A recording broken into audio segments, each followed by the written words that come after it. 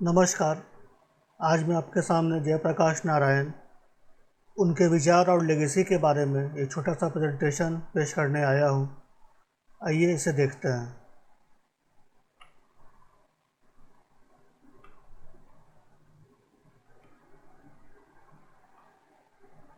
तो जैसा कि हम सब जानते हैं, जयप्रकाश नारायण का राजनीतिक जीवन गांधी जी के प्रभाव से स्टार्ट हुआ था और वो आजीवन एक गांधीयन रहे। गांधीयन फिलॉसफी की जो मूल बातें हैं, जैसे कि अहिंसा, डेमोक्रेसी, इक्वालिटी, सोसाइटी में रिफॉर्म लाना, कास्ट डिस्क्रिमिनेशन को हटाना, करप्शन का विरोध करना और सबसे ज़रूरी मानवों के बीच में एथिक्स और मोरालिटी का विकास करना, इस तरह के जो विचार गांधी जी के थे, इनसे जेपी बहुत प्रभावित थे और वो आजीवन इन्हीं विचारधारा को लेकर चलते रहे। पर साथ ही साथ एक जिस बात पर हमें ध्यान देने की ज़रूरत है वो ये है कि जेपी एक रियलिस्टिक गांधीयन थे। जहाँ पर कि गांधी जी की विचारधारा में एक तरीके का आइडियलिज़म था, दूसरी ओर जेपी गांधी जी को मानते तो ज़रूर थे, लेकिन वो कहीं ना कहीं उसमें एक रियलिस्टिक सोच भी थी। उनकी जो पुस्तक है वाई सोशलिज़म, उसमें जेपी कई मुद्दों को पे गांधी जी की विचारधारा का विरोध भी करते नज़र आते हैं। जैसे कि गांधी जी का मानना था कि जो अमीर हैं और गरीब हैं उनके बीच में एक तालमेल की भावना होनी चाहिए और जो सरकार है वो दोनों के साथ इक्वल ट्रीटमेंट करे। जो अमीर लोग हैं वो एक तरीके का ट्रस्टीशिप की भावना को अपनाएं और वो खुद से प्रयास करें गरीब लोगों की सहायता करने के लिए, उनके साथ अपने रिसोर्सेज को साझा करें और अपनी जिम्मेदारी को समझें समाज व देश के प्रति। ऐसा गांधी जी का मानना था। मगर कहीं ना कहीं जेपी इस बात को समझते थे कि ये एक आइडियलिज़म है और असली समाज में इस तरीके से हो पाना बहुत कठिन है। यही वजह है कि जब वो अमेरिका गए और वहाँ पे उन्होंने सोशलिज़म, मार्क्सिज़म, इन विचारधाराओं का अध्ययन किया, तो उन्होंने उन आइडियाज़ को गांधीयन फिलॉसफी के साथ में मिक्स किया और फिर उन्होंने देखा कि सिर्फ हम लोगों की जो अंदरूनी अच्छाई है उस पर विश्वास करके यदि काम करेंगे तो सफलता मिलने में न जाने कितना समय लग जाए। इसलिए कहीं ना कहीं एक स्टेट को रिस्पॉन्सिबिलिटी उठानी होगी ताकि वो जो है सो एक इक्वालिटी की व्यवस्था को ला सकें। इसके अलावा गांधी जी कहीं ना कहीं जो मॉडर्न मशीनरी थी और इंडस्ट्रियल रिवॉल्यूशन था उसके भी खिलाफ थे और वो चाहते थे कि लोग जो पुराने तरीके हैं, जैसे कपड़ों के प्रोडक्शन को लेकर के एक तरफ जहाँ दुनिया में इंडस्ट्रियल रिवॉल्यूशन के तहत मिल्स की स्थापना हो रही थी, दूसरी ओर गांधी जी चरखा और खादी का प्रचार प्रसार करते थे। जेपी इस विषय में गांधी जी से एक अलग विचारधारा रखते थे। उनको उनका प्रेरणा स्रोत रशिया यूएसएसआर को वो मानते थे और वहाँ पर उन्होंने देखा कि महज 10-15 सालों के अंदर में रशिया, जो कि यूरोप का सबसे पिछड़ा हुआ देश हुआ करता था, वो कैसे बहुत तेज़ी से विकास कर गया और डबल डिजिट की डेवलपमेंट वहाँ पे आने लगी और वर्ल्ड वॉर सेकेंड के ख़त्म होने के बाद के समय तक में यूएसएसआर ऑलरेडी एक सुपर पावर बन चुका था। ये सब इंडस्ट्रियलाइजेशन के कारण ही हो पाया था। तो जेपी ने इन बातों के ऊपर भी ध्यान दिया और वो कहीं ना कहीं गांधीयन फिलॉसफी के कुछ पहलुओं से असहमत थे। वहीं दूसरी ओर जेपी एक आइडियलिस्टिक सोशलिस्ट भी थे। जहाँ पर हम बात करते हैं सोशलिज़म की या मार्क्सिज़म की, उनकी जो एक विचारधारा होती है जिसका कि जो एक मूल सिद्धांत है वो है एक रिवॉल्यूशन का, कि समाज में जो एक वर्ग है वो दूसरे वर्ग का शोषण कर रहा है और उस कारण से जो शोषित वर्ग है वो एक रिवॉल्यूशन लाए और अपने हक को हासिल करे। इस बात में वो कहीं ना कहीं एक हिंसा का एलिमेंट आ जाता है। तो जेपी सोशलिस्ट तो थे, रिवोल्यूशनरी थे, पर वो कभी भी हिंसा के समर्थक नहीं थे। यही वजह हम देखते हैं कि जब वो वापस भारत लौटे और कांग्रेस में आ गए, तो कांग्रेस के अंदर जब उन्होंने एक कांग्रेस सोशलिस्ट पार्टी का निर्माण किया, उसके जो शुरुआत में उन्होंने एक 15 पॉइंट प्रोग्राम को लागू किया था, जो कि बहुत हद तक इंस्पायर्ड था कम्युनिस्ट मैनिफेस्टो से। लगभग इसी दौर में 1936 में उनकी पुस्तक वाई सोशलिज्म भी आई, जिसमें उन्होंने अपने विचारों को पेश किया था। तो एक तरफ तो हम देखते हैं कि जो मार्क्सिज्म की जो मूलभूत बातें हैं, उनको वो अक्षरशः भारत में भी लागू करना चाहते थे। कुछ मुख्य बिंदु जो इसमें वो हमें देखने को मिलते हैं वो इस प्रकार से थे कि जैसे जो शक्ति है वो प्रोड्यूसिंग मासेस यानी किसान व मजदूर के पास अधिक से अधिक पावर दिया जाए। State planning, state monopoly of foreign state.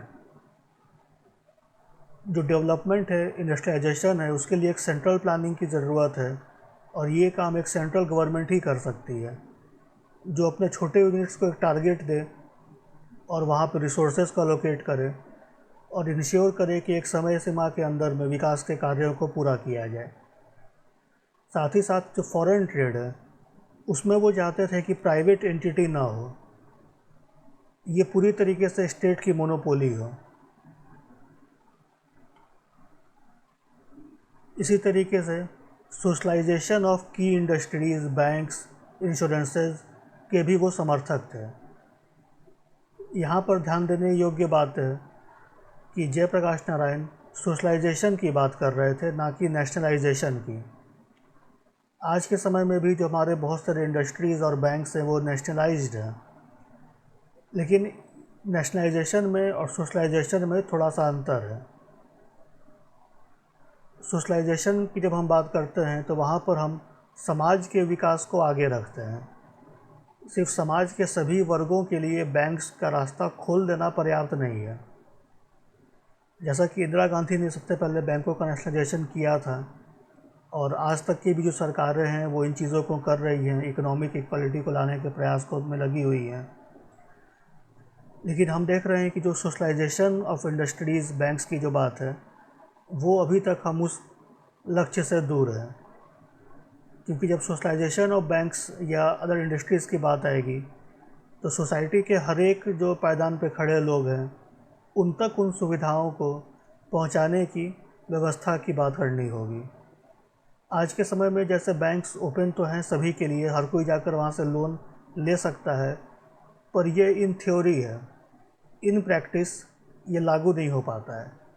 क्योंकि लोन लेने के लिए भी आपके पास कुछ एलिजिबिलिटी होती है, और जो एक निचले स्तर पर खड़ा व्यक्ति है वो उन मानकों को पूरा नहीं कर पाएगा, तो उसे वो लोन मिल नहीं पाएगा जिससे वो अपने एग्रीकल्चर या बिज़नेस कहीं पर इस्तेमाल कर पाए।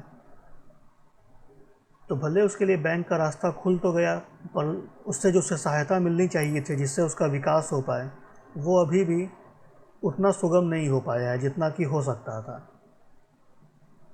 वहीं जब दूसरी ओर सोशलाइजेशन ऑफ बैंक्स होगा, तो हर स्तर के व्यक्ति को उसकी ज़रूरत के अनुसार लोन उपलब्ध कराया जाए, बैंकिंग सर्विसेज को उपलब्ध कराया जाए, ताकि वो अपने जीवन में प्रगति कर सकें।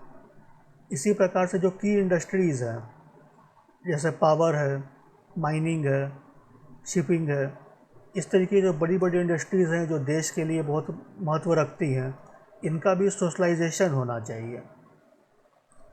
अभी के समय में जो व्यवस्था है कि जो PSUs हैं, वो उनका इनमें तरीके से मोनोपोली है।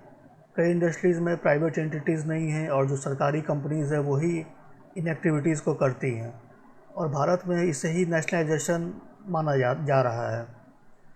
पर हम ये भी देखते हैं कि जब इस तरीके से आप इन इंडस्ट्रीज़ की मोनोपोली कर देते हैं, तो फिर जो एक स्टेट की इनएफिशिएंसी है, एक करप्शन है, वो भी आ जाता है। बहुत सारी बड़ी बड़ी जो हमारे जैसे नवरत्न, महारत्न इंडस्ट्रीज़ हैं, वो स्टेट के लिए तो लाभदायक हैं, लेकिन हम देखते हैं कि जितने बड़े बड़े घोटाले भी होते हैं वो इनके थ्रू ही होते हैं। वही जब वहाँ पे सोशलाइजेशन होगा तो प्रॉफिट मोटिव के बजाय समाज के सभी वर्ग के विकास का मोटिव होगा, और ये सभी इंडस्ट्रीज़ जो हैं, इनको चलाने वाले एंटिटीज़ जो हैं, वो पूरी तरीके से अकाउंटेबल होंगे, न कि सिर्फ सरकार के प्रति बल्कि पूरे समाज के प्रति।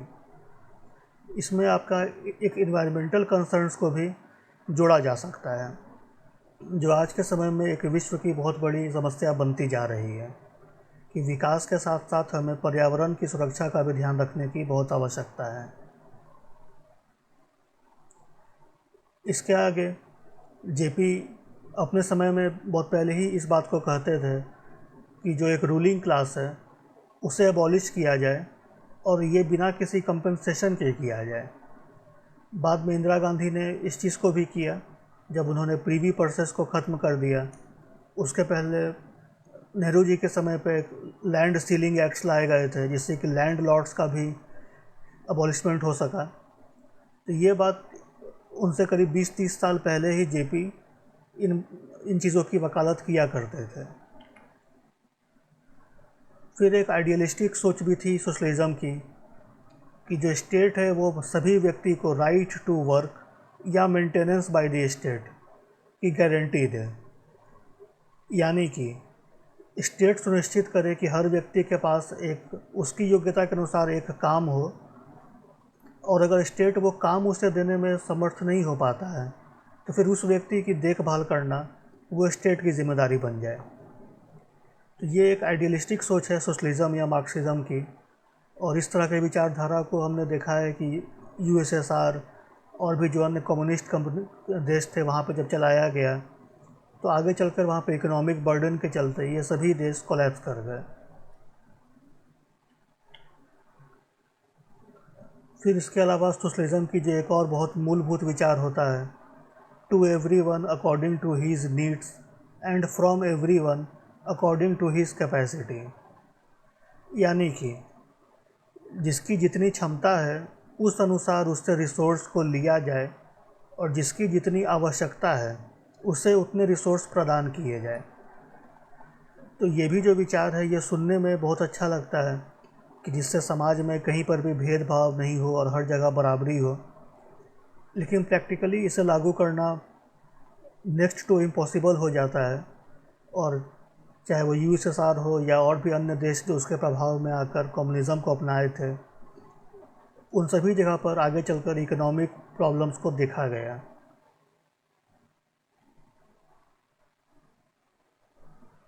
इसके अलावा नो सपोर्ट और discrimination by state based on religion, caste और जेंडर।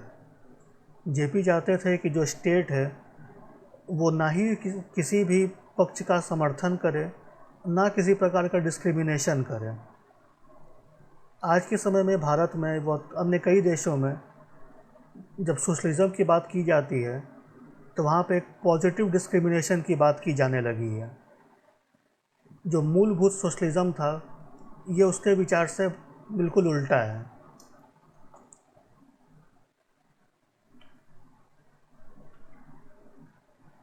इसके बाद जब द्वितीय विश्व युद्ध का समय आने लगा तो उस समय हम देखते हैं कि जेपी की आइडियोलॉजी में एक बदलाव आना शुरू हुआ। पहले जहाँ पर वो कम्युनिज़म और मार्क्सिज़म से बहुत अधिक प्रभावित थे, लेकिन जब उन्होंने देखा कि यूएसएसआर में डेवलपमेंट तो हो चुका बहुत अच्छे प्रकार से, लेकिन वहाँ पे जो एक पॉलिटिक्स की जो स्वरूप सामने आया, लेनिन व उसके बाद स्टालिन ने जिस प्रकार से अपनी डिक्टेटरशिप को स्थापित कर लिया, और जिस तरीके से उसने अपने सहयोगी और विरोधियों के साथ बर्ताव किया, इन चीज़ों से कहीं ना कहीं एक आइडियलिस्टिक गांधीयन जयप्रकाश के हृदय में सोशलिज़म के प्रति एक दुर्भावना भी उत्पन्न होने लगी। द्वितीय विश्व युद्ध के समय में पहले जहाँ पर कि रशिया इस युद्ध से न्यूट्रल रहा, सभी लोगों का मानना था कि ये जो वर्ल्ड वार्स हैं ये कैपिटलिस्ट पावर्स के बीच में युद्ध हो रहा है, और जो रशिया है वो इन युद्धों से दूर रहेगा। फर्स्ट वर्ल्ड वार के दौरान भी 1917 में जब रशिया में रिवॉल्यूशन हो गया था तो वो वर्ल्ड वार से पीछे हट गया था। और जब दूसरा वर्ल्ड वार शुरू हुआ तो सभी को लगता था कि यूएसएसआर इसमें पार्टिसिपेट नहीं करेगा, क्योंकि ये जो मुकाबला है ये जर्मनी, ब्रिटेन जैसे देशों के बीच में वर्चस्व की लड़ाई है। लेकिन स्टालिन ने पहले समझौता कर लिया हिटलर के साथ में, और उसके बाद 1942 में फिर वो हिटलर के खिलाफ ही युद्ध में कूद पड़ा। इससे दुनिया भर में जो एक कम्युनिज़्म के प्रति में जो एक लोगों का विश्वास था, उसके ऊपर एक प्रश्न चिन्ह लग गया कि क्या कम्युनिज़्म या सोशलिज़्म सच में वही है जो हम सोचते थे इसके बारे में। इसके अलावा भारत में जो कम्युनिस्ट पार्टी ऑफ इंडिया थी, इसके जो कार्यकलाप थे, इससे भी जेपी बहुत खुश नहीं थे चाहिए। इसी दौर में जेपी ने अपनी पुस्तक आउटलाइन पिक्चर ऑफ स्वराज 1940 में लिखी। जेपी चाहते थे कि वेस्ट में जिस प्रकार की सिविल लिबर्टीज़ हैं, फ्रीडम है, वो सभी नागरिकों को प्राप्त हो, पर साथ ही साथ वो एक स्टेट बेस्ड डेवलपमेंट और प्लानिंग भी चाहते थे, जैसा कि यूएसएसआर में था। तो वो कहीं ना कहीं कैपिटलिज्म और कम्युनिज़्म, इन दोनों विचारधाराओं की जो अच्छी बातें हैं उनका समावेश करना चाहते थे, और वो इस चीज़ को भारत के लिए प्रस्तुत करना चाहते थे। जब भारत को आज़ादी प्राप्त हो गई तो उस समय जेपी ने कोई भी पद लेने से इनकार कर दिया और वो सोशल वर्क की ओर चले गए। गांधी जी ने पहले ही इस बात की चेतावनी दी थी और ऐसा कहा भी था कि आज़ादी प्राप्त होने के बाद कांग्रेस को भंग कर देना चाहिए, पर ऐसा हुआ नहीं। लेकिन जेपी एक सच्चे गांधीयन थे। उन्होंने कभी भी पद, प्रतिष्ठा व धन मान के लिए काम नहीं किया था। जब उन्होंने देखा कि अब आज़ादी मिलने के बाद यहाँ पर अब एक तरीके से पॉलिटिक्स शुरू हो गई है, और जो सही मुद्दे थे, जनता के मुद्दे थे, उनके ऊपर ध्यान कम दिया जा रहा है, और यहाँ पर चुनाव जीतने पर और पद पाने पर ज़्यादा जोर हो गया है। इस चीज़ के साथ वो सहमत नहीं थे। वो एक सच्चे गांधीयन थे और वो इस चलते सरकार से दूर चले गए और एक्टिव पॉलिटिक्स से दूर होकर वो सोशल रिफॉर्म के लिए काम करते रहे।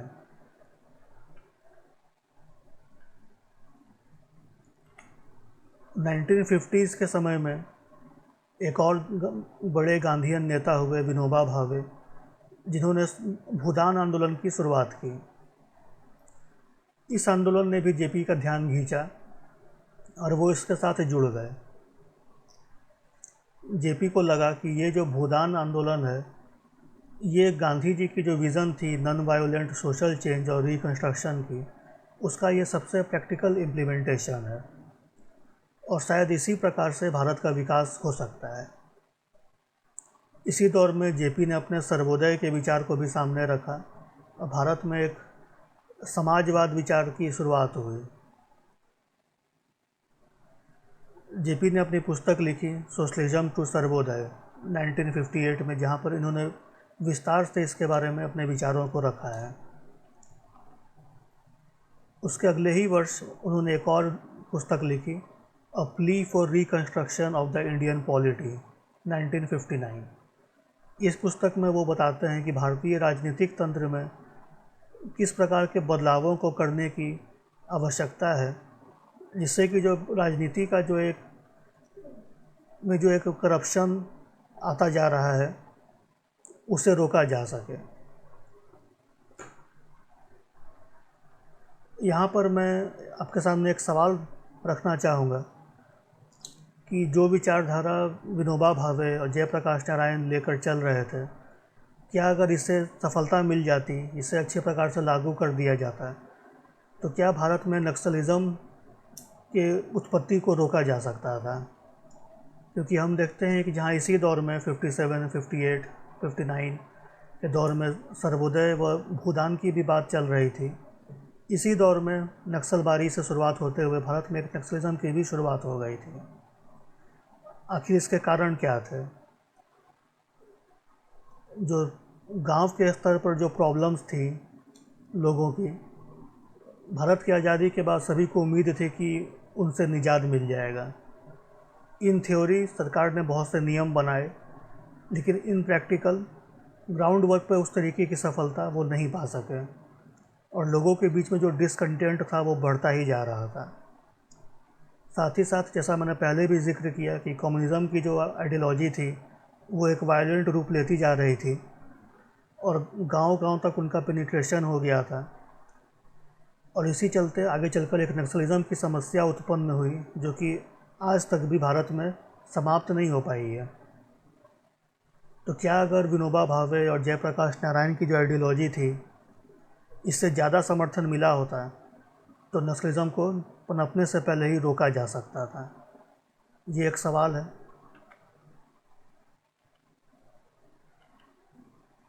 इसके बाद के वर्षों में जेपी एक नया कंसेप्ट लेकर आए जिसे वो टोटल रेवोल्यूशन कहते थे। हालांकि इस विचारधारा की शुरुआत 1960s से ही हो गई थी, पर मूल रूप में जनता के सामने इसका अधिक प्रकटीकरण हुआ जब श्रीमती इंदिरा गांधी ने भारत में इमरजेंसी लगा दी, और जेपी खुले तौर पर उनका विरोध करने के लिए सामने आ गए और जनता का नेतृत्व करने लगे एक संपूर्ण स्वराज के लिए, एक संपूर्ण रेवोल्यूशन को लाने के लिए, संपूर्ण क्रांति को लाने के लिए। पहले हमें विचार करना चाहिए कि आखिर उस समय के परिवेश में क्या समस्याएं थी, उस समय में आखिर क्या हो रहा था जिस वजह से कि टोटल रेवोल्यूशन की आवश्यकता पड़ रही थी। तो 1960s के समय से ही भारत में बहुत तेज़ी से फूड प्रोडक्शन डिक्लाइन कर गया था।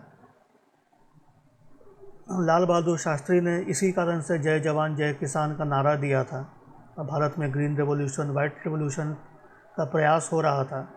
परंतु इन सब प्रयासों के बावजूद भी जो भारत में एक अनाज की कमी की समस्या थी वो पूरे तरीके से मिट नहीं पा रही थी, जिस चलते समाज में गहरा असंतोष फैलता जा रहा था। दूसरी ओर जो ब्यूरोक्रेसी है, सरकार है, वहाँ पे बहुत ज़्यादा लाल फीताशाही व करप्शन देखा जा रहा था। रुपीज़ का डिवोल्यूशन इसी दौर में शुरू हुआ। पहले रुपी और डॉलर में ज़्यादा अंतर नहीं था, लेकिन उसके बाद धीरे धीरे करके रुपी अपना जो वैल्यू है वो खोता चला जा रहा था, जिस चलते फॉरेन ट्रेड में भी भारत को नुकसान होने लगा, और जो भारत के रिसोर्सेज हैं वो विदेशी देश डॉलर्स में देकर बहुत कम वैल्यू में बहुत अधिक माल को भारत से उठाने में सक्षम हो गए, और फिर से वही व्यवस्था की तरफ हम जाने लगे जो कि अंग्रेज़ों के राज के समय थी, कि भारत जो था एक सोर्स ऑफ रॉ मटेरियल था और मार्केट ऑफ फिनिश्ड प्रोडक्ट था। डिवॉल्यूशन ऑफ रुपी होने से फिर से यही व्यवस्था हो जाती है। जैसे कि अगर आज भी $1 80 या 85 रुपये मूल्य रखता है, तो इसका अर्थ ये हुआ कि बाहर की कोई कंपनी है, बाहर का कोई व्यक्ति है, वो अपने पैसों से भारत से कम वैल्यू दे करके बहुत ज़्यादा वैल्यू के रिसोर्सेज को ले जा सकता है। फिर वो इसी से प्रोडक्शन करेगा, और जो फिनिश प्रोडक्ट होंगे वो उससे वापस ला के भारत में ही बेच देगा। अंग्रेज़ भी यही कर रहे थे, और आज के जो मल्टीनेशनल कंपनीज़ हैं, कहीं ना कहीं वही मॉडल अभी भी चल रहा है। तो जब तक रुपये का डिवैल्यूएशन नहीं रुकेगा तब तक ये समस्या कभी ख़त्म नहीं हो सकती है। इसी दौर में अनएम्प्लॉयमेंट भी बढ़ता जा रहा था। पाकिस्तान के साथ 2 युद्ध हो चुके थे। बांग्लादेश से रिफ्यूजीज़ मिलियंस की संख्या में भारत में आ गए थे, और इन सब कारणों से भारत की जो आर्थिक स्थिति थी वो पूरी तरीके से चरमरा गई थी। और फिर इसके बाद जो रही सही कसर थी वो इंदिरा गांधी जी के गवर्नमेंट में उनके बहुत सारे जो ऐसे नीतियाँ थी उनके चलते वो पूरी हो गई, और आखिरकार उन्होंने भारत में इमरजेंसी लगा दी। इस पॉइंट पर आते आते एक संपूर्ण क्रांति की ज़रूरत समाज में महसूस की जाने लगी। लोगों को लगने लगा कि भारत की आज़ादी से उन्हें जो उम्मीद थी कि इतने वर्षों की गुलामी के बाद भारत आज़ाद हुआ है तो हम बहुत तेज़ी से विकास कर पाएंगे और अपनी समस्याओं का समाधान कर पाएंगे, वो होता नज़र नहीं आ रहा था। 1947 से लेकर 1977 लगभग 30 वर्ष गुजर गए थे, और स्थिति में सुधार होने के बजाय ऐसा लग रहा था कि भारत और पीछे जा रहा है। स्थिति अंग्रेज़ों के शासन से भी बुरी होती जा रही थी। लोगों का विश्वास सरकार से हिलता जा रहा था और ऐसे समय पर जेपी टोटल रिवॉल्यूशन के कंसेप्ट को लेकर आते हैं और उन्हें बहुत भारी जन समर्थन प्राप्त होता है। इसी वजह से वो इमरजेंसी का सामना भी कर पाते हैं और इसके बाद इंदिरा गांधी को इमरजेंसी हटानी पड़ती है, चुनाव होते हैं जिसमें कांग्रेस की करारी हार होती है और पहली बार भारत में एक नॉन कांग्रेस गवर्नमेंट सेंटर में सरकार बना पाती है। तो यहाँ पर जब हम टोटल रिवॉल्यूशन की बात कर रहे हैं तो यहाँ जो शब्द है टोटल या संपूर्ण, इसके अर्थ को समझना बहुत आवश्यक है। जेपी जब टोटल की बात कर रहे थे तो उन्होंने ऐसा स्वयं कहा है कि टोटल का मतलब है welfare of all people on all human aspects, not just material. यानी कि संपूर्ण मानवता का विकास सभी पहलुओं पर, सिर्फ आर्थिक लेवल पर नहीं। टोटल का अर्थ यह है, टोटल रिवॉल्यूशन में 7 लेयर्स हैं और ये जो है एक 7 इंटरकनेक्टेड रिवॉल्यूशंस का एक सीरीज़ है। तो ये एक कॉम्प्रिहेंसिव रिवॉल्यूशन है। जो मार्क्सिस्ट या सोशलिस्ट रिवॉल्यूशन एक जहाँ एक इकोनॉमिक रिवॉल्यूशन होता है, जहाँ पर कि पहले वो एक हिंसा के ज़रिए भी पावर को लेना चाहते हैं और उसके बाद वो सोसाइटी के इकोनॉमिक्स को चेंज करना चाहते हैं। जेपी के जो विचार थे टोटल रिवॉल्यूशन के, वो इससे बहुत अधिक व्यापक था। उनके टोटल रिवॉल्यूशन में वो social, economic, political, cultural, ideological, educational and spiritual, इन 7 पहलुओं पर वो काम करने की बात कर रहे थे कि संपूर्ण मानवता का संपूर्ण विकास तभी हो पाएगा जब हम इन सभी क्षेत्रों में सुधार ला पाएँ। जो समय की स्थिति थी भारत की, उससे वो संतुष्ट नहीं थे इनमें से किसी भी लेवल पर, और वो चाहते थे कि एक हमें रिवॉल्यूशन चाहिए, हमें बहुत तेज़ी से बदलाव लाने की ज़रूरत है समाज में, आर्थिक स्थिति में, राजनीति में, अपने विचारधारा में, जो हमारी एजुकेशन सिस्टम है, हमारे कल्चर है उसमें, और स्पिरिचुअल भी।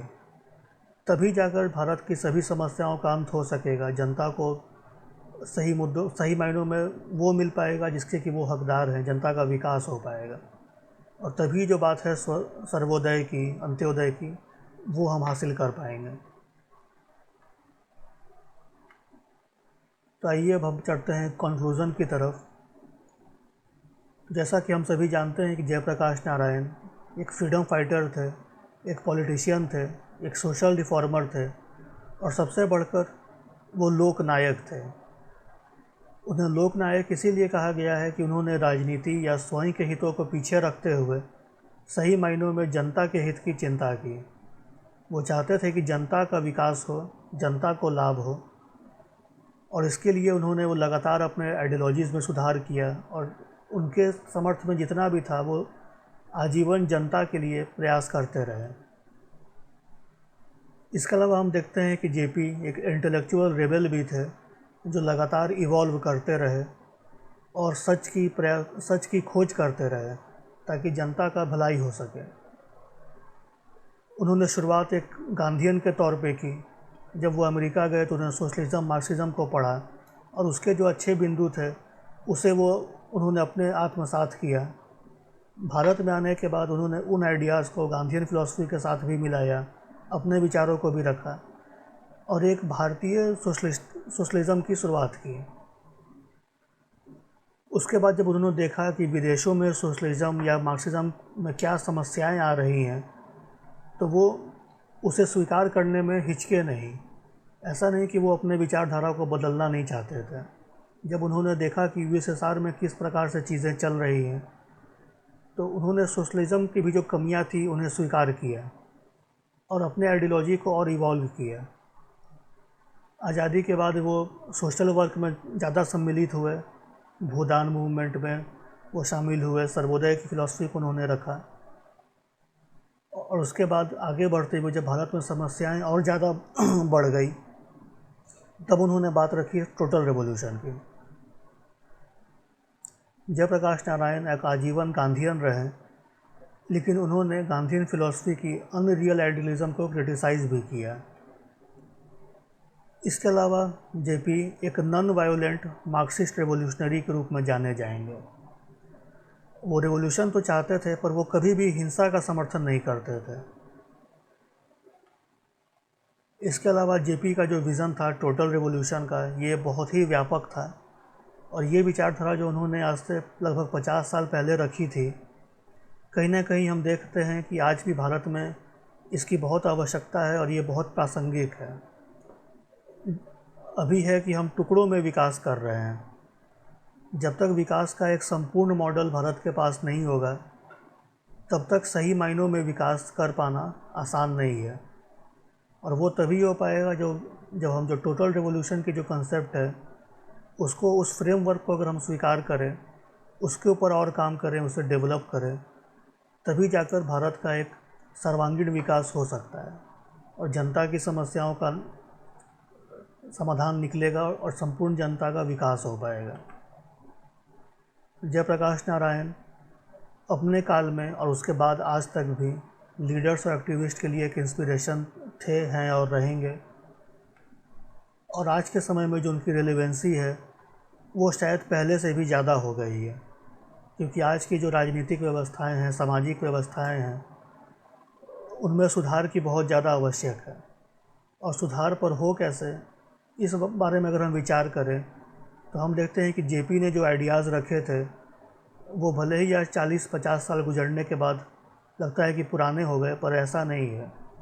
ये आइडियाज़ आज भी उतने ही प्रासंगिक हैं और कहीं ना कहीं भारत के समाज को आज इनकी आवश्यकता उस समय से भी ज़्यादा है। इसीलिए जयप्रकाश नारायण को लोक नायक कहा गया है और हम उन्हें हमेशा याद करते हैं और उनसे प्रेरणा पाते रहते हैं। इस प्रेजेंटेशन को देखने के लिए आपका बहुत बहुत धन्यवाद।